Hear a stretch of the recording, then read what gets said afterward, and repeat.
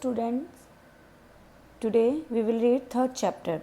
Previous video में मैंने आपको ब्रेल लैंग्वेज के बारे में पढ़ाया था कि ब्रेल लैंग्वेज को किस तरीके से लिखते हैं और किस तरीके से उसको यूज़ करते हैं। ये सिंबल्स है, इन्हीं सिंबल को यूज़ करते हुए यहाँ पे इंडिया लिखा हुआ है। आई के लिए 2 डॉट, एन के लिए 1 2 3 4, तो ये टोटल 6 होते हैं, 1 2 3 4 5 6, और ये इन्होंने इंडिया लिखा है। अब हम पढ़ेंगे कि किस तरीके से ब्रेल लैंग्वेज को इंट्रोड्यूस किया गया है। तो ब्रेल लैंग्वेज को इंट्रोड्यूस करने के पीछे एक लुइस ब्रेल नाम का लड़का था, उसने किया था। लुइस ब्रेल फ्रांस में रहता था। एक बार जब वो बचपन में अपने फादर की शॉप पे गया था, वहाँ पे वो प्ले कर रहा था, खेल रहा था, इधर उधर सामान देख रहा था, तभी उसकी आँखों पे कुछ हो गया था, नुकसान हो गया, हर्ट हो गया। इसकी वजह से उसकी आईसाइट चली गई।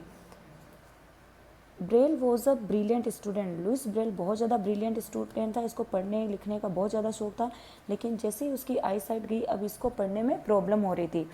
इसी टाइम उनके स्कूल में एक कैप्टन आए थे, जिन्होंने उन कैप्टन ने इसकी स्कूल में एक लैंग्वेज सिखाई कि किस तरीके से जो लोग देख नहीं सकते वो पढ़ाई कर सकते हैं, और वो लैंग्वेज थी 12 पॉइंट पे।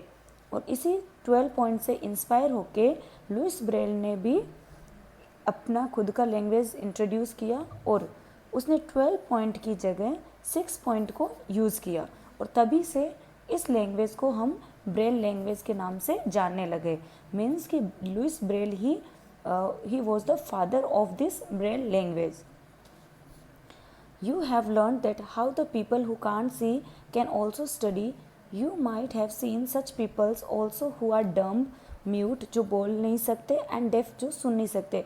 These people communicate with the help of sign language.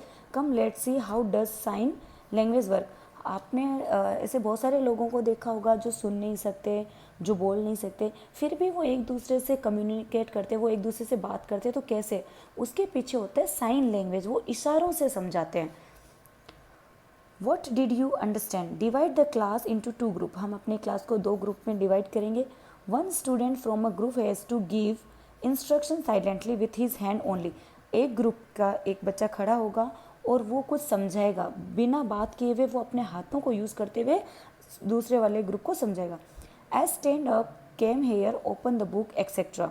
The student of the other group will act according to the instruction given through sign. अब जो दूसरे ग्रुप के बच्चे वो उसको समझने की कोशिश करेंगे सिर्फ और सिर्फ इंस्ट्रक्शन की मदद से. तो जब हमें कोई साइन समझाता है तब हम उनकी भाषा को समझने लगते हैं.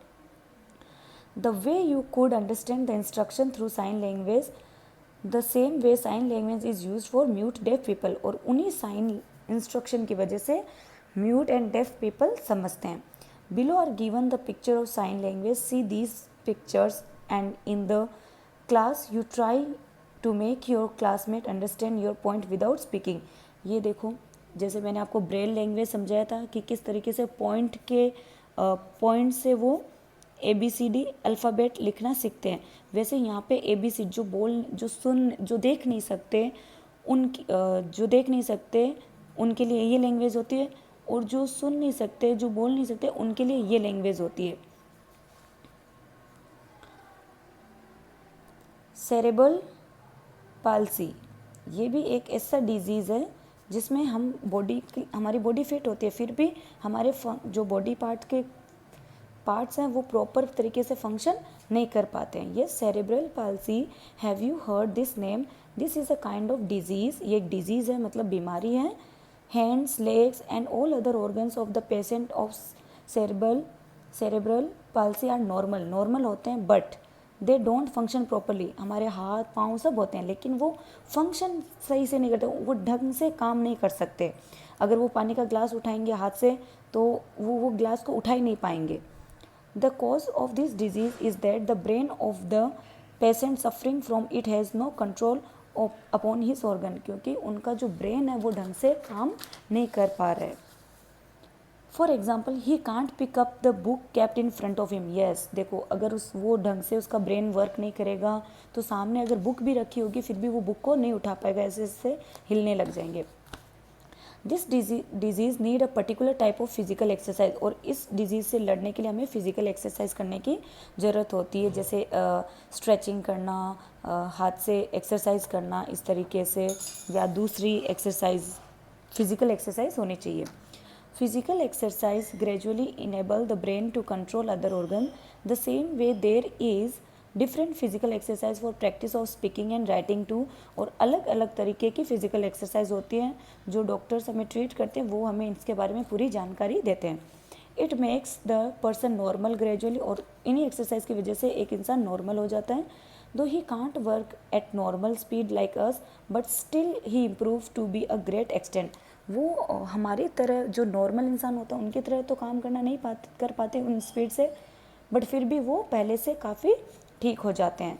तो बेटा ये चैप्टर हमारा कंप्लीट हो गया। पीडीएफ में मैंने आपको इसके question answer, fill in the blanks, difficult word सब प्रोवाइड किए हैं, आपको उनको अपनी कॉपी में करना है, और उसके बाद मैं आपको नेक्स्ट चैप्टर में मिलूँगी।